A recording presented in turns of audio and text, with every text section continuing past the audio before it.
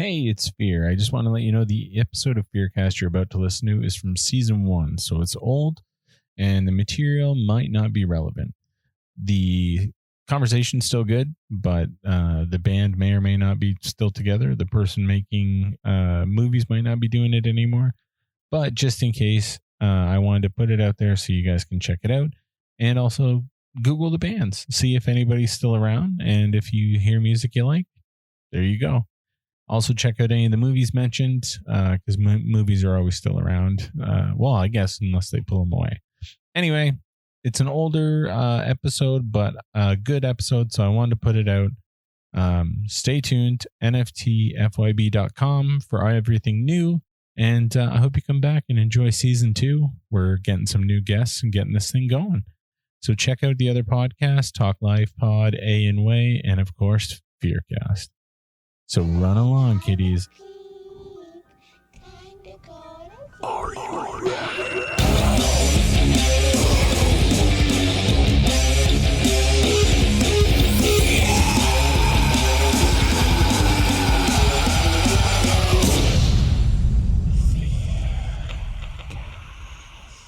And welcome to FEARCast, everybody. I'm your host, Fear Innes. How are you?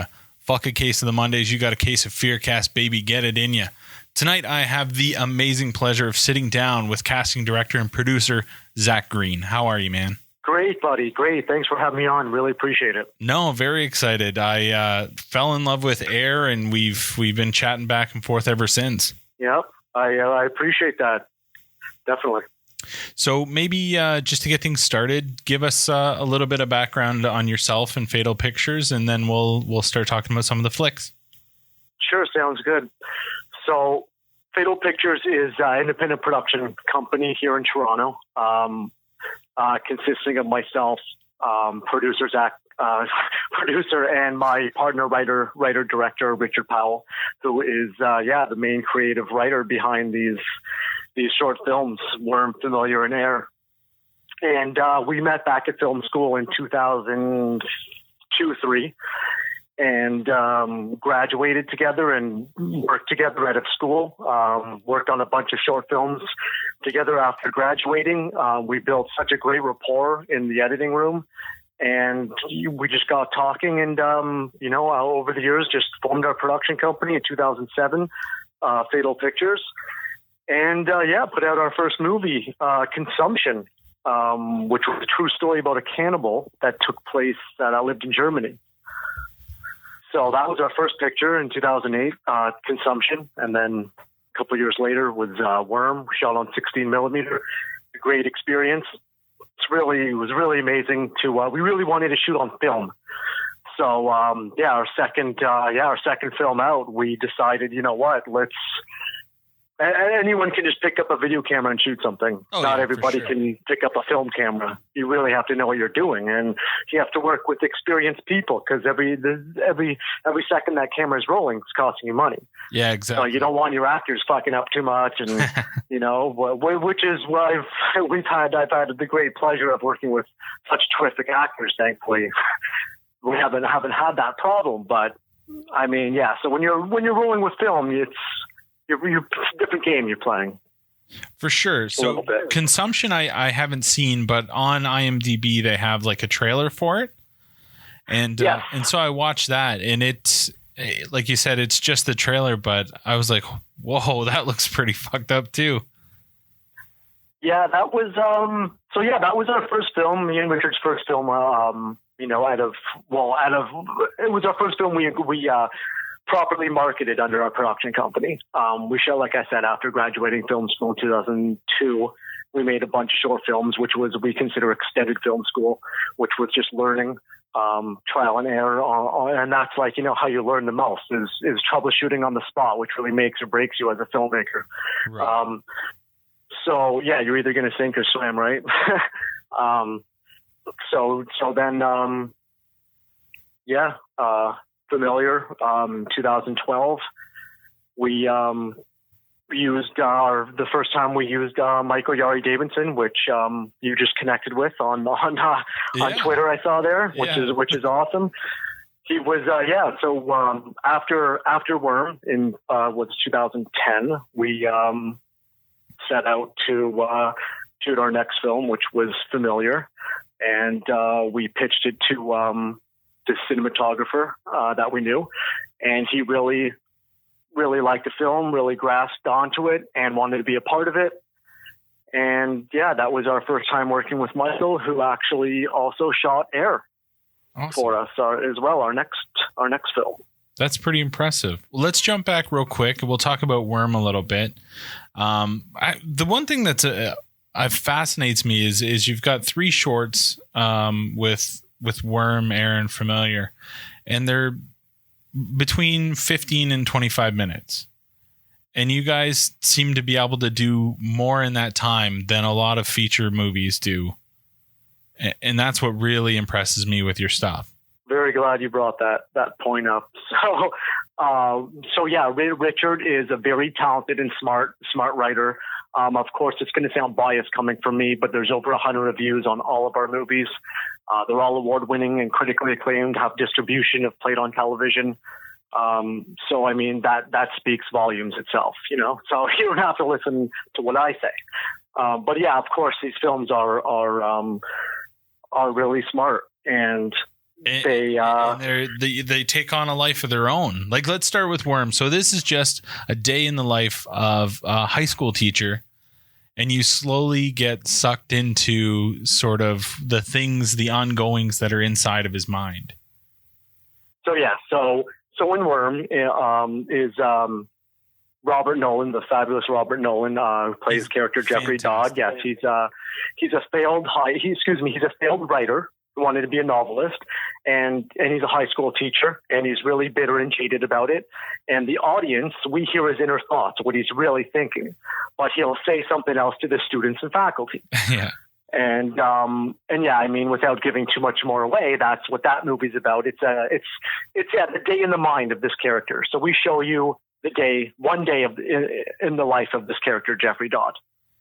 And it's exactly that. I mean, it's such an amazing. It's 20 minutes, but it really dives into the inner workings of, like, I mean, I think we've all kind of been there. The whole say one thing, think another, and then it just slowly gets darker. And I honestly, all the films that I talk about with Zach tonight, you just go and see. They are all phenomenal. I really appreciate that a lot. I mean, it means a lot. We're making these films for people like yourself and the public and the world.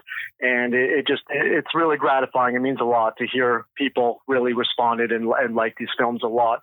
And yeah, sorry, leading back to what you were saying before, how Richard tells such a powerful and proper story in like 12 minutes when a lot of filmmakers can't do that in an hour and a half. It's like our next film coming up is going to be a lot shorter. To tell a proper story, you really do need more than like 4 or 5 minutes.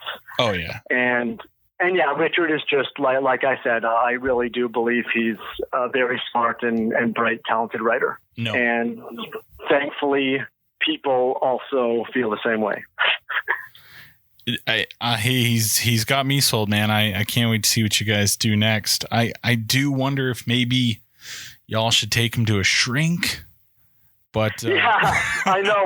It's funny. I come across many people in my life who just, yeah, of course, think he's just like the craziest twisted guy. But I guess you got to be a little fucked up to come up and think of some of these scenarios, right? But no, he's a great guy, like Robert Nolan, who's very sinister in these movies as well. Big shout out to Mr. Robert Nolan, who's actually in Germany right now filming. Oh wow! He's just an incredible talent. Bill Oberst Jr., another amazing. They say he's the hardest working man in horror today. To have these two men on set and just watch this fireworks, just watch these two gentlemen play off one another. It's just like, it's mind blowing. I'm getting lost in this world right in front of me. It's crazy. For those of you who want to see Familiar though, Familiar is actually available on Zoom right now. I'm hoping Air basically just finished the film festival circuit, playing its last film. It just played its last film festival in March. It played in Australia, A Night of Horror. Very, very incredible film festival that my first film, funny enough, my first film, Consumption, in 2008, played played a night of horror. So yeah, that's just a funny little anecdote there. But it's kind of a cool little full circle. And then, not to mention, Air also picked up an award, best Lovecraft short film. So there's a category at this film festival for. I'm not sure if you're familiar with the author H.P. Lovecraft. Yep. So there's like a category dedicated for short films with like have sort of Lovecrafty-ish elements in it. Oh, and yeah, thankfully Air was able to pick up, I believe it's 6th award. Oh, wow. Which is fabulous. And I'm hoping to most likely have that on iTunes and Google Play and all that good stuff in the very near future. But Familiar is available now on iTunes for those of you who want to check it out. That would be fabulous. All the the profits would potentially go to our next movie. Yeah. Yeah, it's really hard. Support indie film, please. Absolutely. And that's one thing that I've definitely been pushing with all the folks that I've been chatting with lately is a lot of people like to sit back right now and say, like, there's nothing good in movies right now. No, there's no original ideas. It's out there, man, but you got to be starting to look a little harder. You got to look at indie. You're right. It's not happening in Hollywood, though. All the great films in the last, even handful of years dating back, have all been independent films from across the country. Even from Europe. Like when I was in, like every year, whenever I'm at film festivals, Toronto After Dark, Fantasia are just a couple that I've been at recently. Yeah, I see incredible feature films from all over the world, but of course, they're all independent. Hollywood's only concerned about making money, and I can't blame you if you're producers and hey, who doesn't want to pay their bills? Right. They're just remaking, rehashing, reinventing sequels, prequels. It's nonsense. It's ridiculous. There's nothing good coming out. Well, I shouldn't say absolutely nothing. Of course there is. Every once in a while you'll have an amazing, but It Follows was a phenomenal movie, but that was independent, actually, I believe. I'm not sure if you're familiar with. Sorry, I didn't mean to cut you off. I was just gonna say. Oh no, sorry, buddy. I was just gonna say. I don't know if you're familiar with the film, the film It Follows. You know what? I fucking love that movie. It's some people I know really don't like it. Whatever. It's all personal taste. I thought it was a brilliant movie. I'm trying to think of other great movies. Well, I'm going to actually see M. Night Shyamalan Split tomorrow. Fingers are crossed that's going to be good. See, I've heard good things. I'm really interested in seeing it, so hopefully it's a good one. Yeah, definitely. Shout out to. It's funny because go ahead. Oh no, I was just going to joke around, just saying shout out to M. Night Shyamalan. And actually, Jason Blum, I believe, produced that film. Big fan of Jason Blum. Oh yeah, they do great stuff over at Blumhouse. Yeah, he's been putting out a lot of stuff people don't want to touch. Yeah.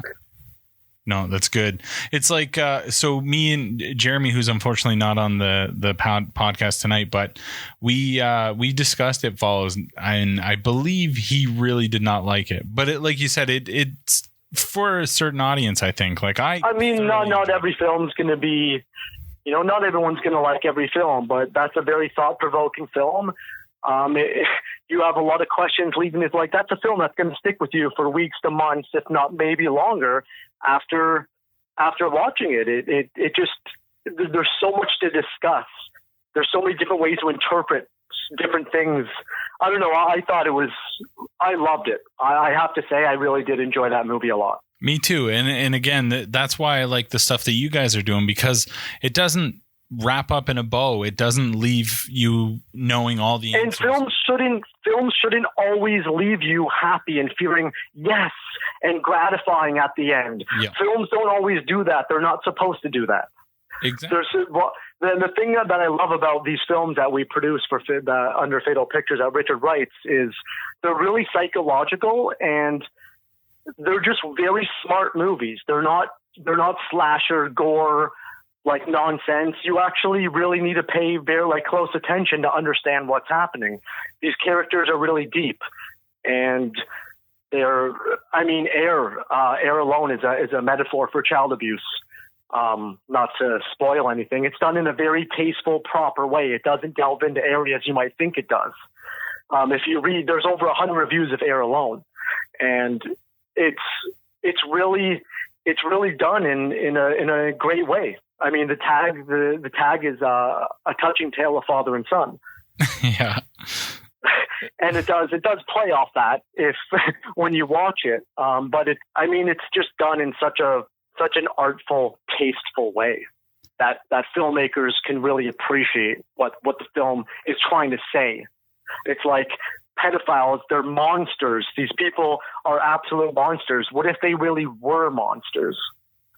Yeah. And I'll just leave it at that without, ruining it anymore. Well, and that's just like when I did my review of Air, I'm like, I don't want to give anything away, but yeah, it's a little difficult. Yeah, you kind of got to dance around it. But that's kind of what that, like I said, that's what I fell in love with. Like that film is fucking, it's haunting. It's dark beyond dark.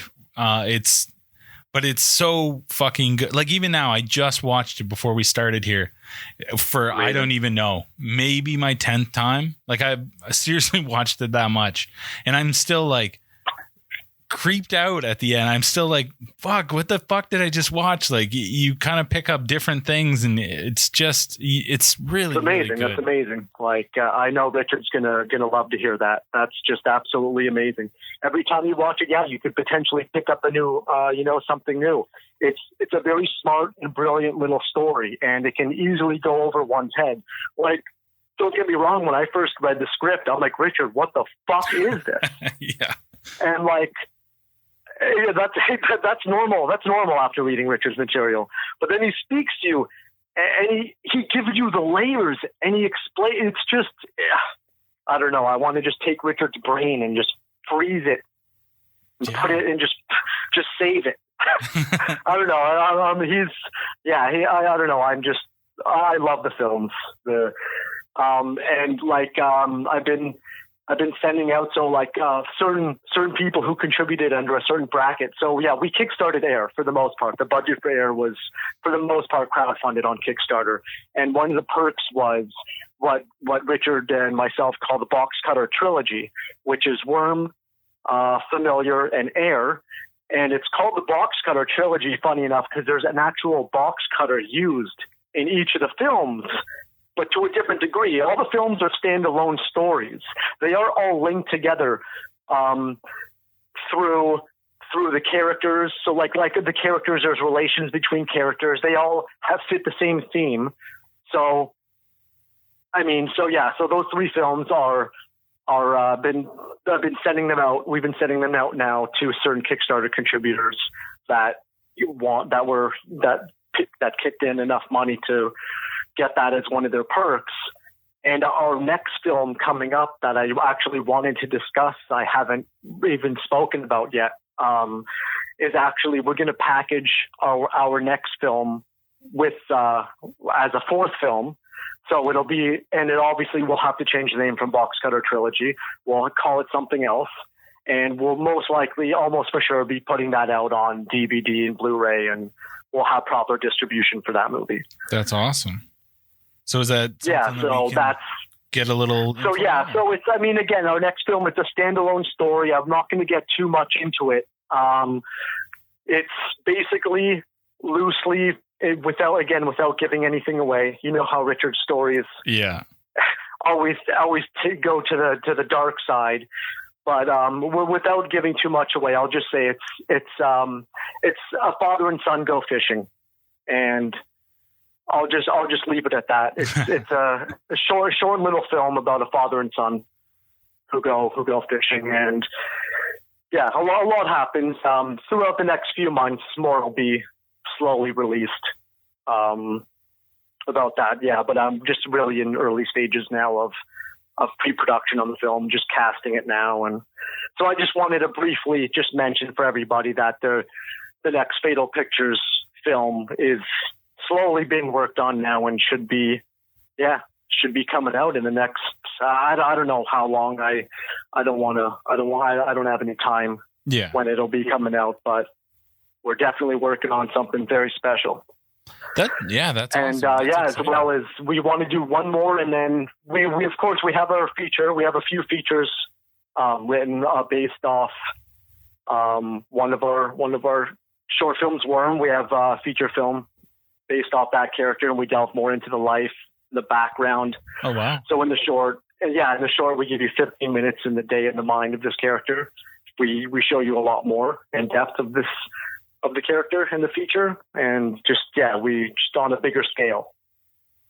Zach, that's awesome, because that's one, when I was watching Worm, and I think Jeremy said the same thing, like, I want to see more of that. I want to see more of that character. Like we just got this brief glimpse, but there's so many little things. Like even when his briefcase is open and he's tapping on the different, I'm like, fuck, I want to know why that's there. I want to know what's going on. Like that's exciting. Yeah. So, I mean, that was one day in the mind, and I'm not going to ruin what happens, but that's just one day. So you don't know what happens the next day, right? Right. Exactly. So in the feature film, we really delve a lot further into the character, on a greater scale. So there's more characters introduced. There's more of a backstory. You understand where this character's coming from more. But so we have that little short film as almost like a calling card for the feature. That's amazing. Now is Robert going to come back? Nolan? We're more than happy to have Robert come back for that. Yeah, I mean, you never know what can happen with finances. But I mean, as far as I'm concerned, I would absolutely love Robert to lead that movie as well. Like, I mean, he did such an absolute phenomenal job in the short, which has won awards. He's won awards for Best Actor in Short Film. Nice. In the short film. So, and I mean, on that note, we also have a feature film based off the character in Familiar. Oh, wow. And if you see how that film leaves off as well, there's a hell of a lot more to go into with that movie as well. Oh yeah, there's massive questions. Like we're not trying to, like a lot of people try to force features out of their shorts because the short might have done so well. But these characters, to be honest, Jeffrey Dodd in Worm and John Dodd in Familiar were actually feature film ideas originally that we kind of like crunched down and made a lot smaller when we wanted to go out to make our movies, because shorts are a lot cheaper to make than features. Mm-hmm. Naturally. Well, actually, I shouldn't even say that. Not always. That's not always the case, but for the most part, that's the case. Well, that's pretty interesting, because I've seen quite a few shorts where you feel like it feels like it's a crunch down movie, and you're like, it doesn't make sense, but I get what they're going to try to do. Where I didn't get that feel from you guys. Like these were literally standalones to me that were like almost like kind of an extended trailer of what you guys could do. And I'm glad to hear that you're looking to do it. Thank you very much. Yeah, many reviews, and like the reviewer, the critics, just like, I wish it was longer. Like it just ended. I was expecting more. These films play out like feature films. Like they feel like you're watching a feature film. Agreed. And that's all we want to do is we just want to give the world the features, and they are coming. It's not a matter of if, it's just when. Just when. We have like I said, our next short film, Richard Field. Like it's a really, really smart film. It's a powerful film. It's short. Like I said, it's going to be, we're trying to make it about 4 to 5 minutes. We haven't done that yet. Yeah. We haven't done a really short yet that really travels well and does, like, hits many festivals, because it's easy to program. It's only 5 minutes long. Yeah. So we're really, all of our films, Worm was 20 minutes. Consumption was embarrassingly longer than 20 minutes. Familiar, Familiar doesn't feel like it, but actually that's with the credits. Familiar is also about 20 minutes. I wanted to say about 23, but with the credit roll, it comes out to 23 with credits. But really, Familiar is kind of another beefy little short. 20 minutes is pretty beefy. Again, it's like Richard's telling you, he's writing, we're trying to bring this story off the paper, and it requires more than 3-4 minutes. Mm-hmm. These are, and I'm still pretty blown away that they can be told in 13 minutes. Because, like, you read the script and you're just like, wow, there's a whole fucking story here. How are we doing this in 10 minutes? But push comes to shove, we cut down fat in the editing room and we cut down what's not necessary. Fuck that establishing shot that just killed 15 seconds. Like, it's got to go. Just for an example, not per se, not exactly, but stuff like that. So we really wanted to. It's always about doing new things. Our last film, Air, we worked with an Emmy award-winning actor. And we worked, had a co-production company on our last film, as well as we kickstarted our last film. So those were 3 new things we got to do under our belts before hitting the feature film. And now we want to tell, where there's a whole new set of things on the plate that we want to tackle with this next short film before we do our feature film. The feature is happening. It's just a matter of when it's going to happen. We know it's happening already. That's a pretty decent way to do it. Like, you slowly kind of get your feet wet, get your bearings. Absolutely. Me and Richard had a really, really deep conversation about this the other night. I said to him, like, why are we not shooting a feature film next? What's that? Like, why? And he has these very, very brilliant short stories left that he really wants to tell. And we've sent them to other peers of ours, co-producers, and they really are like, dude, you have to tell this story. This needs to be made. So we really want to make these next couple of short films. There's our next film we're hopefully going to be shooting in the spring, summer. Our next little short, like I said, we're hoping for about 5 minutes. Something real quick, like really powerful and quick. Like not what we're used to doing, like our stories that unfold in like 10, 12 minutes. We're trying to really change that and really try to have a really impactful film in like 4 or 5 minutes. That's fucking awesome. That's the plan, and we're pretty confident we can do that. Richard's got some balls, you're like, well, I want to do a feature, and he's like, how about a 5-minute one? Hey, I know, but I'm with Richard all the way. I mean, there's nothing he can say that I wouldn't be behind him with. We've always had such a great thing going on with our work ethic and our rapport. We both feel the same. We both think the same. We're like one person, when it comes to Fatal Pictures and the industry. We both want the same thing. All we care about is this industry and making movies for the world. That's it. Well, and that's what I think is pretty impressive for the two you guys to be able to get together when you did and still continue on. Like, it just goes to show you when you find that person that you can kind of work off of, grow with, feed off of, like, you can fucking do anything, man. You guys are doing great shit. More than anything, I was just really fucking proud that you guys were in Canada. Yeah, thank you so much, buddy. That's amazing. Yeah, when I found out the show was out of Alberta, I'm like, shit, these guys are Canadian, man. Fuck yeah. That's awesome.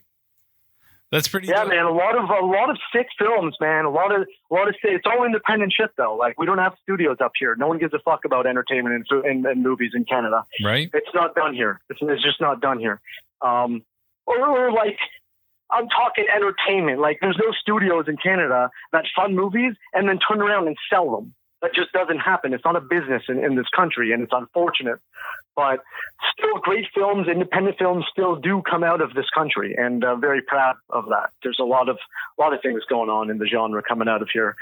Yeah, it's just a lot more difficult because it's all independent finance. If you're trying to get finance for a feature here, who does that? No one does that. Right. And, it's like you got to go to your rich family, rich doctors, lawyers. These are the people you need to be mingling with. I mean, depending on the content of, depending on the content of film that you want to produce, it's just I'm not knocking anything about Canada. I love living here. I love our healthcare, man. But But yeah, in terms of making money and making movies, it's just that much more difficult. So, and that's kind of interesting. So not only is it, I assume, more difficult to just being Canadian, but do you find it even more difficult trying to do like thriller, horror, that sort of thing? Well, yeah, because it's all out of my pocket and our family, rich. Like, I mean, it's all private financed. thank God, a lot of the budget actually came from crowdfunding for Air on our Kickstarter. So that was great, but I mean, that was only a little portion. Don't get me wrong. We still have to kick in thousands of dollars of our own. Mm-hmm. Yes, thousands. And it's expensive. I mean, anyone can pick up a camera and shoot. Hey, every fucking phone has a camera on it now. Yeah. Everyone's shooting everything. Cream of the crop's always going to rise, though. I don't care how many people are shooting films. They're not good films. True. Good films will get recognized, and that's just the bottom line. And we're trying to make really entertaining, thought-provoking, envelope-pushing movies that stay in your mind, like It Follows, for an example, because we were just talking about it. No, for sure. And that's kind of what I've talked to a few different people on, is like with in regards to the internet and camera phones and that sort of thing, and editing software is relatively free for the most part. So anybody that has a phone can essentially make a movie. And like you said, so I mean, the internet has done great things in the way of allowing for publicity and promotion and being able to expose, and absolutely, because without that, who the fuck knows where I'd be right now? Yeah, 100%. Like that's just it. I couldn't imagine how you would have to try to do most of this shit before the internet. Absolutely, man. Yeah. So well, hey, you can. There's like what 0.5% of them out there. Spielberg's one of them. His generation, there was no internet. They just have to make the movies. I couldn't even imagine living back then. Yeah, that's pretty wild. But you know what? To be honest, I don't know. If you ask me if I would to live in those years, if I'd rather try to come up doing my thing then than now, I don't even know if I might. Yeah, I don't even know. It's very difficult still. It's never easy. Well, and that's kind of an interesting concept. And that's something that I talked with Bill Oberst Jr. and I talked to Harrison Smith the other day. And we got talking actually on both of them about the different way that media and movies are consumed anymore. Like back in the day, movies were larger than life. That's why you went to the theater. You had to see it on these massive screens. And nowadays, it's more or not, most things are watched on your laptop or your iPad or sometimes even your phone. And so it's been this huge sort of change in the way that movies are viewed. Yeah. So, I mean, I think that you guys are on the right track in regards to it, because you have these fantastic stories that you can easily watch on a smaller device because it's dialogue. It's a lot of shit to it, but I could also see these being up on a bigger screen, and I think they would just do fantastic as well. Oh, absolutely. I've seen every one of these pictures on the big screen, and let me tell you, they're a lot more sexy than on your phone. Ooh, baby. And you can definitely, I mean, because these films are really visually, they're somewhat visually driven too. Like there's scenes in Worm, for example, that I can remember off the top of my head, that if you look away, like if you're in the theater, you're talking to someone and you look away for a second or a few seconds, and like you totally might have missed something on the screen, and like missed what just happened. It could easily happen, and it's like I absolutely cringe like when I see people talking or asking questions during a movie, like. It kills me. Like it actually hurts me when I see people on their phone, and it's like, wow, it's just like I couldn't even imagine. Richard must feel even more so, being the director of the film. It's just like, when you're asking, like the movie's playing and you're asking a question, you just fucking missed the next thing that was said, asking your question. Yeah. So now you're the question asker. Yeah. Exactly. Like I mean. It's just, it does kill me, though. Like, I totally understand how frustrating it is for filmmakers to have people in the theater, like, talking on their phone or, like, whatever it is. It's very, I get it. It kills me when I see that stuff because I'm like, yo, you don't even know what you're missing. I've had buddies that I no longer watch movies with because they can't they just can't shut the fuck up and watch the movie. Yeah, who was that? Not gonna lie. When I was a lot younger, I used to ask. I used to ask a million questions during movies too. People are like, "Shut the fuck up, dude." Yeah. This is the fucking last time you come. You see that? That's what you did. Yeah. So funny. Yeah, I know exactly what you're saying now. What up, kiddies? I hope you're enjoying the Zach Green interview. Dude is awesome. Check out his stuff. Everything will be on the website in the liner notes. But in the meantime, it's time for Song of the Week. And this is coming out of Newcastle, UK. It's metalcore act Sworn to Secrecy. The band formed late September 2016 and have since surged their way, even though they've been together for such a short time, but playing countless shows and packing some headline events. The group recently released their debut single in December called Tie a Rope, so we're going to crank that up right now.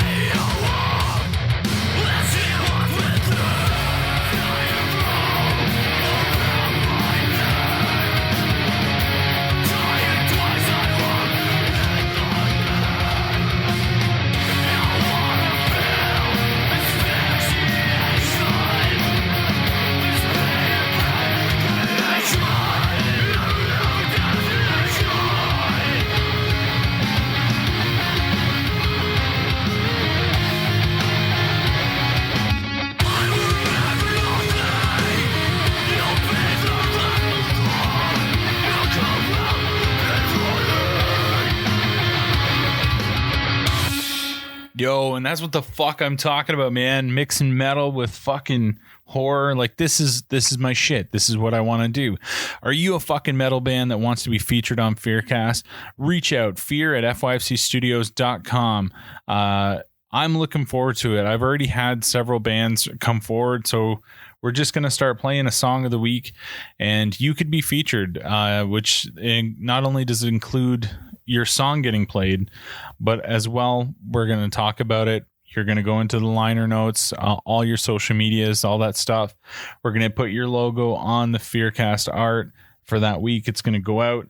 And I'm really excited about this, and I hope a lot of bands keep the music coming. This is a great way for you guys to get noticed, and it's a great way to help us put your stuff out, and hopefully you guys listen to the shows. So I don't know, man. I won't take up any more of the time. Submit your music. It also goes for if you're a director or a writer and you've got a film. Same email. Submit it. You never know what can happen. And that's how Zach ended up on the show, man. He hooked me up with a copy of Air, and next thing you know, he's like my fucking favorite producer. So keep it coming. Let's go. I'll get the fuck out of here and let you get back to the Zach Green interview. Enjoy, kiddies. That's awesome, man. So you got these on the go. You've got the new one that you're looking to shoot. Does it have? So yeah, we're in really early pre-production. We have our another production meeting next week with our co-producers. We're going to go over cast. We're just in the middle of casting the film right now. Okay. And yeah, so that's hopefully will be our next film we're shooting. Looking hopefully the spring, summer. As well as Air. Yeah, Air is just basically winding down the festival circuit. I'm probably going to have that, like I said, for digital distribution, iTunes, Google Play in the next upcoming months. So I'll have announcements, of course. Check out fatalpictures.com. We're on Twitter at Fatal Pictures. We're on Instagram now at Fatal Pictures as well. So yeah, definitely check out those places for all the up-to-date news and content and press. That's awesome, man. And anything that you guys come across, send our way. We'll do our best to make sure it gets out any way we can. Absolutely. Thank you. Yeah, again, thank you very much for having me on and just giving me the time to talk about my movies and giving me an outlet that people will hear. And yeah, it just honestly, it means a lot because we're not making these movies for ourselves. We have absolutely like not much of life. Like personal lives, it's like this is what we do, but we love it. You know, that's what we want to be doing. We enjoy every step of it. It's not like work. Like we don't consider it work because we enjoy it that much. So like if I didn't have filmmaking, I'd be fucking lost. Yeah. Like I wouldn't honestly. Like I enjoy all of it, promoting, making the movie, like just every step of the way. I'm with the movie. And it's just like I mean the producer's job doesn't end. Actors go on to the next movie after the last day of principal photography. The producer's with that movie till fucking the end of his life. Right. So like, yeah, I mean, the producers never stop working. So now excuse me, the good producers never stop working. There it is. There you go. Is this film something you've just always wanted to do? Was there any, like, was there something that you watched? Great question. So I used to always be in the creative fields. I used to do computer graphics, HTML, websites, web design. That was my first introduction into this sort of industry. And then I slowly just started really responding to music videos, commercials, even TV, not sitcoms so much because like they're not cut. They're just like straight cuts. It's like nothing, you know. But like the edits, I was really, really interested in editing. Like, just when you saw what's on the screen, it just looked so cool. Like, holy shit, those titles, those graphics. Like, so like I did that to a degree, but stills with the graphics, right? It's still not moving images. Right. And then slowly I moved into the moving images, and I really loved editing. And I really, that was where my passion was. It was in post-production and editing and making the film look as good as you can, making the director look really good. That's awesome. Essentially is what editors do. So I was first drawn to the industry with post-production and editing. And I'm getting back into, I'm putting the editor hat back on. I'm actually cutting my next film, that we're, our next film, which is, it's untitled right now. Okay. But again, I mean, in the near future, we'll be releasing all these things. But yeah, again, I figured I love editing. That's essentially where I got my start. I love it. I love editing every aspect of it. It's you're putting a puzzle together. Yeah. It's amazing. It's great. I love editing. That's awesome. Well, I'm glad that you're going to get to put the hat on again. Thank you. Was there any film that you remember from like your childhood that was one of the ones that hit home? It was one of the things that you said, holy shit, this is, I love film. This is kind of the direction I'd love to go. There were absolutely many films that I watched, and it's funny, me and Richard watched the same movies growing up as kids. That's awesome. I loved horror movies. Freddy, Jason, Michael, the Halloween, Michael, Hellraiser. As a kid, I loved these movies because you go to the movie store and you'd see the coolest box covers. Yeah. And it would always be the horror section. I was always drawn to the horror section. You'd be walking through the Jumbo videos. Remember those fuckers, the Jumbo videos? Fuck yeah. With the free popcorn. The popcorn. Fucking right. Yeah. The salted shawl. Man, that shit was the best. And you're just walking through the video store. Like, I miss the VHS. I miss it so much. The video stores. Like, I remember as a kid, you'd wake up Saturday morning and just fucking, you couldn't wait to go to the movie store. And, like, you know, like all the independent movie stores that just like rented movies, man, like it's like it was a million years ago. It really does feel like that. Yeah. Those days won't ever be here again. And it's really unfortunate for today's kids and today's youth. Everything's fucking digital. You wake up, it's a Apple iTunes, fucking everything comes right to your face. Yeah. It's really not so good for back. Like there's like back end. Who's buying DVDs? I don't know who the fuck buys DVDs. The odd person buys Blu-rays today. Yeah. No, I do like. And like, where do you buy them? The HMV, Best Buy. Those are like really the only two places that you can. And the selection can't be the greatest, can it? I don't know. I don't buy Blu-rays really. No, most stuff you got to order online anymore. Yeah, I mean, for the most part, if I want like a Criterion collection that I can't find anywhere, I actually ordered a few off Amazon recently. Yeah. Criterion collection films that I wasn't able to find anywhere. But yeah, for the most part, I buy things digitally. It's so easy. It's convenient. Yeah. Boom! It's there. But yeah, the back end money for producers and for the production, it's really hard to recoup money. Yeah. Well, very hard. I love that you brought up Jumbo Video. Me and my buddy Graham, we used to go, we'd get our popcorn and we would spend like an hour and a half just walking around, eating popcorn, talking about movies we had seen. Oh, you remember this fucking movie? Yeah, I remember that. They're playing like videos in the store too, and such fun moments.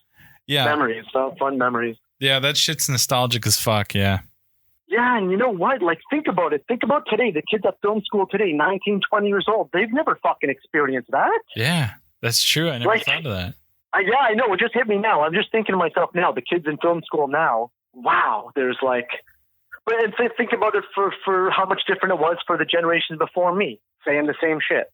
Yeah, that's true. Like, and yeah, it's just everything is just so easy to access today with the Hulus, the Netflix, Amazon Prime. Like everything is just Vimeo, YouTube. Everything's just right to you in a second, and it's good for the public. But I mean, people are feeling, well, I mean, it's been years now, but people are feeling the lack, it's like there's money to be made in the box office and merchandise. Like that's it for the big guys like studio films. Well, yeah. And like there's like probably guys around my age that still like myself will buy the occasional Blu-ray or DVD, not like we used to. But everybody after that, you're right. They probably have no fucking desire to clutter their house with shit when they can just have it on their drive or whatever. Yeah. I mean, everything is digital. But it's funny because even vinyl is making a comeback now, like the old analog vinyl, because it sounds better. It just is better. Like when you have the CDs, it's compressed. It's so compressed, and you actually are missing things, certain sounds and elements. I know people probably think I'm crazy, but like if you really look into it, analog, the records, that's the best quality. No, just like 35 millimeter. I'm going to say right now, you can't replicate 35. Oh, the red camera with this lens, with that lens. I don't give a fuck. It's not 35, and it won't look like 35. It just won't. Yeah. It will look good. I'm not going to say it can't look good, but it's not the same. 35 millimeter is 35 millimeter. If that's the look you want, you shoot 35 millimeter. Or just shoot something really sick on the Alexis or like the red. Like, gorgeous. Fincher shoots all his shit on the red, and his stuff is absolutely gorgeous. But I mean, they've been saying that fight's been going on for years. It looks like 35. It looks great, but it doesn't look exactly like 35. Right. And that's another reason, funny enough, talking film, it's another reason why we wanted to shoot Worm in 16 millimeter, a super 16 millimeter, actually, I should say, because it's gorgeous. We wanted that film grain. We wanted the film look.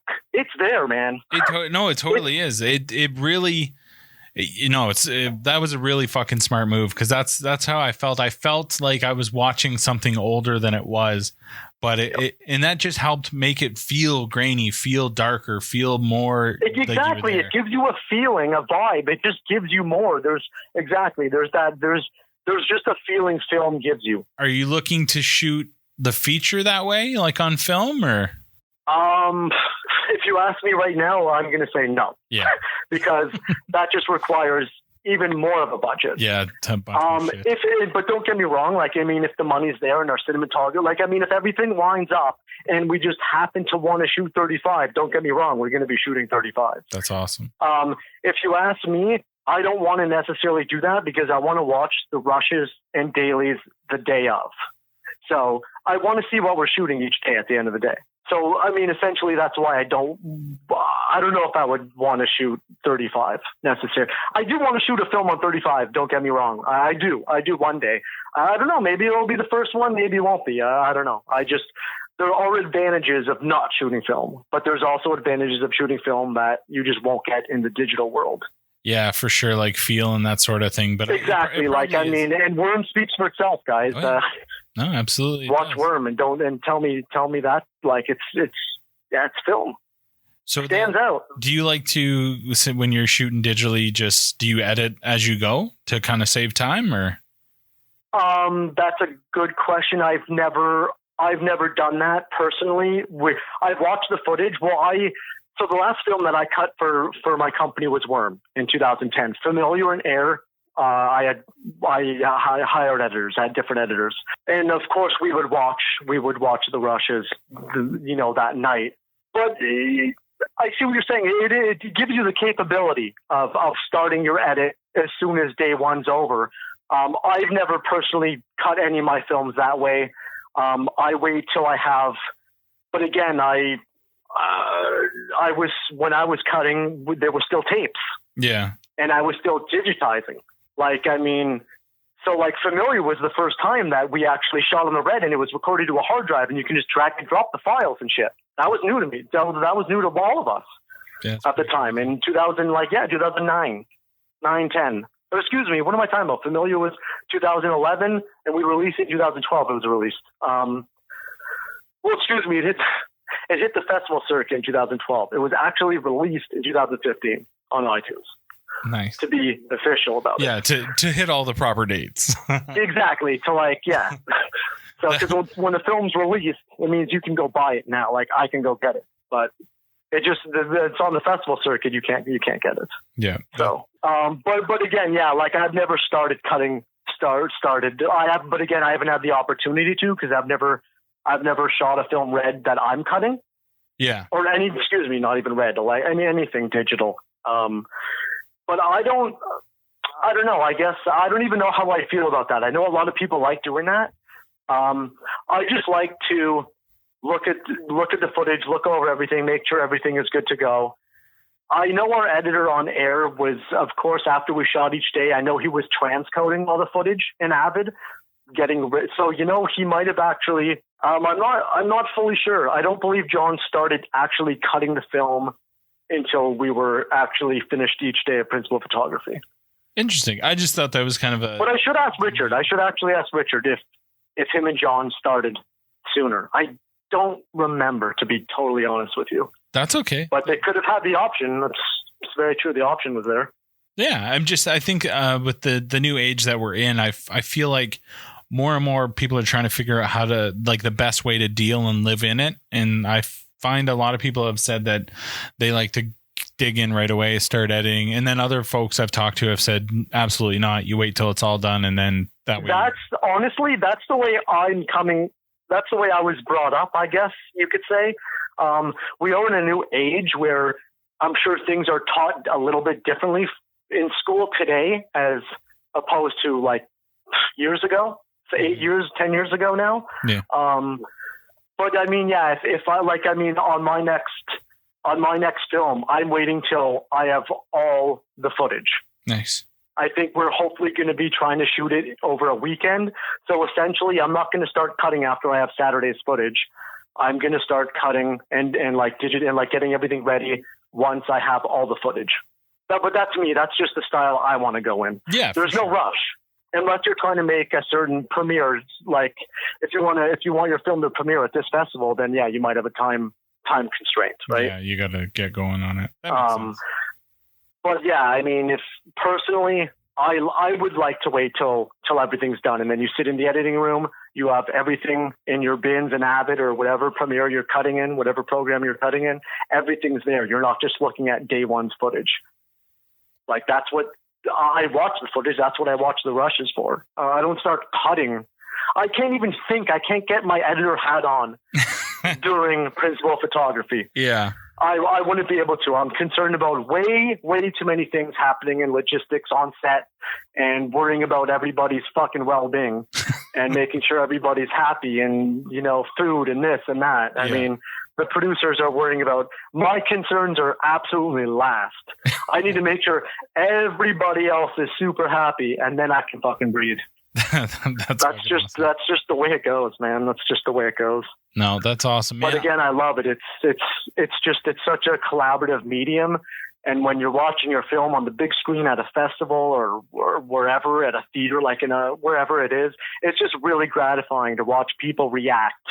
And any emotion we can depict out of you, I don't give a shit what emotion it is. I think your job well done. That's awesome. And like you were saying, it sounds like you have a pretty good, close crew, like just even with, Again, glad you brought that up. So we worked with, Michael Yari Davidson, big shout out to Michael Yari Davidson, fucking amazing cinematographer from here in Toronto. I love the guy, just great work ethic. I love the guy, great attitude. Love working with the guy. Familiar was absolutely amazing. We had such a great time on Familiar. We pitched Michael. We sent him the script for Air. He loved it.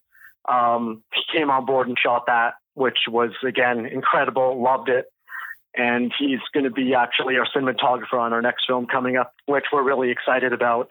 There was an amazing gentleman by the name of Christopher Guglick who works on pretty big things here in Toronto, like Orphan Black. Big sound guy. He's a sound engineer. And he was a guy who scored Air. He's going to be doing the score on our next film as well. That's awesome. And we worked with great co-producers we met on the film festival circuit years ago when Worm was touring in 2010, touring the circuit here, played a festival here in Toronto. And Mark Roussel and Ron Bosch, two great filmmakers, they were touring their current film at the time, which was Remote. Great short film, great little thriller short film from Red Sneakers Media. Big shout out to them. That's their company. They were co-producers on Air. And that was just a great experience. We met them on the circuit in 2010 here in Toronto. We stayed friends with them throughout the years. We help out one another on projects. Just great guys we genuinely like in the business. And they're just mentors. They're peers of ours. They're older than us. They've been doing it longer. We look up to these guys. Mark Roussel is he's an assistant editor on a lot of Adam McGowan's films. Mark, these are just guys that we look up to, and we're just very happy that they really respond to Richard's writing and really want to be a part of our productions. I don't blame. And that was great. Well, and so they are. Well, sorry, I was just going to say, even promoting that you're going to be on this show, I mean, you had a ton of people that were pushing it, retweeting it, like it. I mean, well, what's the point of doing anything if no one's going to know about it? I mean, why make this amazing film if you're not going to push it? If no one's going to know about it, you might as well not make it. Yeah, you might as well sit down. Yeah. You might as well just be a coaster for my beer. If you gotta pushing and promoting and publicizing all that shit is I would almost argue more important than your actual film itself. Not saying your film shouldn't be great. Like I said, cream of the crop's always going to rise. If you have a good film, guess what? It's going to get noticed. Yeah. Just fucking put it in some festivals at least. Do something for it to get noticed. But once your film gets noticed, if it is good, it'll get noticed, and then things will naturally, organically start happening. But again, you do have to give the initial push. Of course, it's very important. And again, this is a podcast, so it's going to be recorded, unlike radio, which is just you record it once and it's gone. The podcast I can actually still be plugging days after we record, which is another great thing. That's what I really like about podcasts. It's a really, really fun medium. It is, and there's some really big podcasts that actually have sponsors, that have commercials, that pay, I believe Adam Carolla, if you know who that is. Yeah, absolutely. I'm pretty sure he is advertising on his podcast. I think he is. I think the most successful podcast. I think his is definitely one of the best. I could be off on that. Yeah. Pardon? No, his is definitely one of the most lucrative, as far as I can tell. As far as I know, I know his podcast is quite big. And again, making your movie, it's very important, but promoting it and really pushing it and getting it out there is, some would argue, even more important. I definitely think that you're right, because once, like you said, once it's done, everybody moves on. But this is your film; you got to make sure. Yeah, exactly. Your cast, Bill Oberst, Robert Nolan. They're on other projects, of course, naturally as actors. Richard, where we were, was writing the next film, and it's just very important. Yeah, so Air was just on the festival circuit. It's played about, I think, roughly about 30 festivals internationally. I think it's won 6 awards. It was nominated for a Rondo Award, which is a pretty big deal in the independent scene. Just being nominated for a Rondo is the award in itself. Nice. To win the award, you have to get people to vote, which is just like a popularity contest. Yeah. So just being selected that year as nominated for a Rondo Award, that's your prize right there. Getting into the festival, that's getting in is what you want. You want it on the screen. You want people to see it. That's your reward, getting in. Winning an award at a festival is just a bonus. Yeah, that's just something. It's a great thing to have. It looks great. But I think if you got into the festival, to me, you won. That's awesome. You got that screening that you wanted, and you're in. And then if you win the award, that's whatever award it is, audience award, whatever jury award, those are all just amazing bonuses. Well, Zach, I definitely want to thank you for taking the time to come on the show. Thank you very much. You had great questions. I really hope I was... I answered them properly for you. Oh, you killed it, man. And this isn't a one and done situation. We'll have you back as soon as you got your next thing up and going. Like I said, fabulous, man. I'm absolutely a fan. I'd love to come back on and just discuss what's happening with the new film. Absolutely. We can talk about whatever you'd like. We'll do awesome. Do anything we can to, like I said, Brother in Arms in Canada, we'll do anything that we can to help push your name, push everything out for you. Thank you so much, buddy. Honestly, that means so much to me. Thank you so much, buddy. This is why we do it. We're just so happy people respond in a positive way and like our films that we're putting out. It lets us know we're doing something right. You are. Absolutely. You guys are doing a great job. Before I let you go, do you want to throw out your website and social media again? Definitely. I'll give one last plug here. Please check out fatalpictures.com. That's the production company's website. We're, of course, on Instagram and Twitter. You can find us at Fatal Pictures. And, of course, Facebook as well. There's, familiar Worm, Air Facebook fan pages for all the films, as well as there's actually a Fatal Pictures page on Facebook as well. So, it's pretty easy to find us and see what we're up to next. And, again, just big thank you so much for having me on and letting me talk about these films. And this is what it's all about. Without podcasts like this, not many people would know about us. Fucking right. Thanks, man. I'll put all the links to all your social media when this drops. I'll let you know when it comes out, and we can push the shit out of it. And awesome, bro. Do everything we can for you. No problem. Amazing, buddy. Amazing, bro. Thank you so much again, buddy. Have an awesome night. You too. And yeah, man. we'll talk soon, bro. Sounds good. Thanks, brother. Awesome, buddy. Take care. Bye, Zach. Bye-bye. That was a lot of fun, man. A big thank you to Zach Green. Big thank you to Fatal Pictures and everything that they're doing and everything they've done. They've been very kind to us, and I look forward to working with them in the future. Shout out to Richard Powell, Bill Obrist Jr., and Robert Nolan, and everybody else that's involved in the team over there. You guys are doing a great fucking job. Keep it up. I want nothing but great things. A massive thank you to Sworn to Secrecy out of the UK. It's awesome. I'm glad we hooked up, guys. Your song Tie a Rope was fucking great. Hopefully folks start looking into you. I mean, you can catch it. There's links to all their stuff as well as everything for Fatal Pictures in these notes on the website, FYFCstudios.com. Make sure you head over. There's a comment section. You can leave comments on the website. They're attached to Facebook. It's awesome, man. We definitely start interacting. Let me know what you liked, what you didn't like. Reach out again, fear@fyfcstudios.com for everything, all the links to our social media, the liner notes, our videos. We got a lot on the go, a lot of great things coming. Head on over to fyfcstudios.com. Until next week, run along, kiddies. Hey guys, it's Fear from FYFC Studios. I really hope you're enjoying Talk Life, FEARCast, or A&Way. Plus, there's always lots of entertainment over on our website. Because I'm a cannabis advocate and often forget things, I wanted to make a little bumper to get you fine folks to head over to nftfyb.com. No fucking time for your bullshit. That's how we do. Again, that's www.nftfyb.com. Feel free to reach out on any social media. We're always looking for cool people to talk to, get somebody else's opinion on something, crazy stories you see in the news that you'd love to see us react to. Look, we'll probably never be consistent, but we'll always be entertaining. Thank you for listening. One last time, nftfyb.com.